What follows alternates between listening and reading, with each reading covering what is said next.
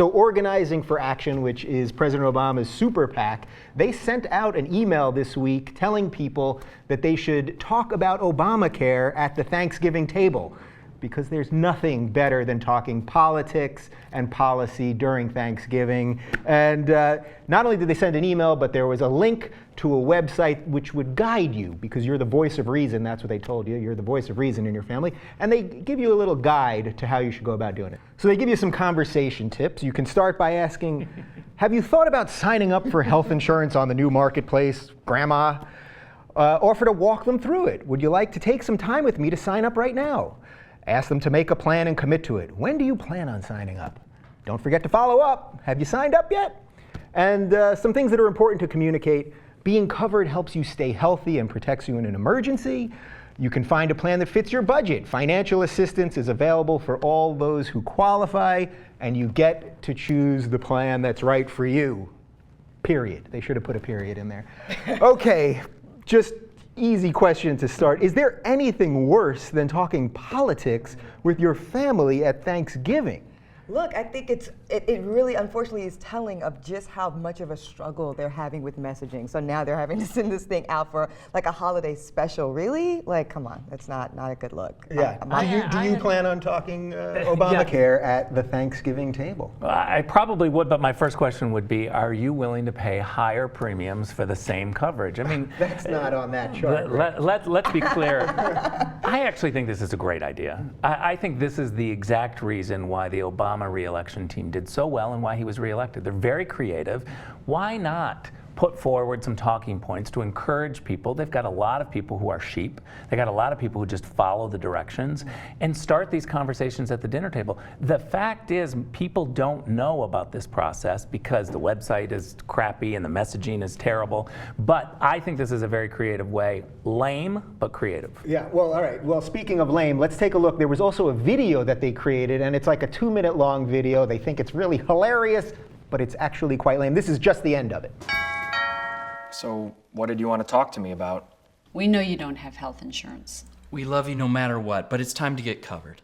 That's it? Health insurance? It's important. I know, and I'll do it. I just thought, never mind.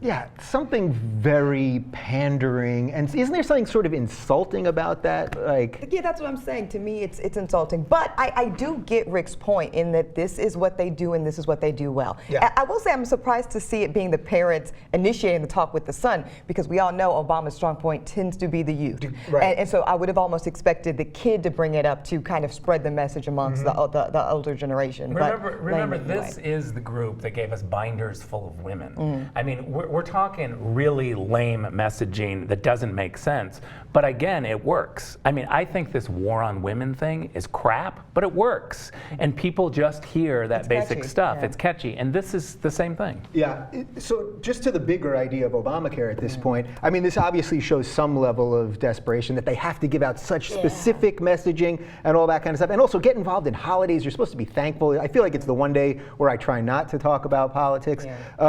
Do you think this thing's going to turn around by the end of the year? Because it's still looking like a disaster right now. No, and I was so frustrated, guys, to see him put another deadline for himself when clearly that's not something that you guys are doing well in meeting deadlines. So that was like, I don't know whose idea that was, but that person needs to be fired. But yeah, no, I don't think it's going to turn around anytime before the end of the year. So speaking of getting fired, every story that we've done on this show, I keep saying someone has to get fired. Yes. Fire somebody, an IT guy, the guy who was testifying that we 80% of it wasn't even made.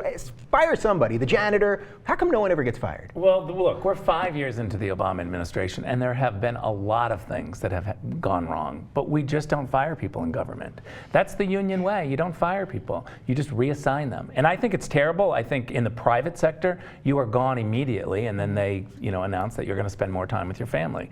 So the simple fact is that if they did this, I think then they would have better people coming in because people would be would be fearful that they're going to get fired. I agree with that. Even as somebody who tends to lean left, I agree with you 100%, Rick. I think that's the problem with government, and that's the problem a lot of people feel about it. There's no consequences when you mess up. And when people don't have an incentive, such as keeping your job for doing it well, why are you doing it well? So yeah, it's the no-brainer to me. I don't So get it's that. part of the thing that they don't fire them because if you fired one person, you'd have to fire a ton of people. Like it would sort of like, it's like the string that would unleash the whole. No, it's really the whole not. So shebang. I was in government for a long time, and I had a team of 11 people that worked for me, and there was one individual who was not doing her job, having alcohol problems, sleeping at her desk.